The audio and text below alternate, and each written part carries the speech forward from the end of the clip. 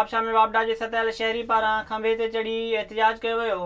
अवामी कॉलोनी जे रहवासी वली Mohammad Domki SDO society जे office ॿाहिरां खंभे ते चढ़ी वापडा अमलदारनि खिलाफ़ नारेबाज़ी कई।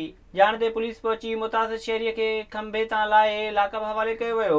वली मोहम्मद डोमकी चयो त हू रिक्शा हलाए पंहिंजे बचनि जो पेट पाले थो, पर वापडा वारा बिना जवाब ॻरा बिल माणे परेशान करे रहिया आहिनि। 1000-2000 बिल आने वाला, उसका 30,000 आएगा, पैसे मांग रहे थे, किधर से देंगे? 1 चक्कर गया हूँ, 2 चक्कर गया हूँ, 3 चक्कर गया हूँ। अच्छा। अब इसके सिवा मेरे पास कोई चारा ही नहीं था, क्या करूं? हुन चयो त SDO ऑफिस जा चक्कर काटण बावजूद केर बि ॿुधण लाइ तयार न आहे, जॾहिं त ख़ानगी मीटर रीडर पंहिंजे ऑफिस में वेही बिना जवाब वाधू बिल माणे ज़हनी तौर परेशान करे रहिया आहिनि। होॾां पुलिस इल्ज़ाम हेठि आयल मीटर रीडर ऐं एहतजाज कंदड़ नौजवान खे तहवील में वठण बाद लाकअप हवाले कयो।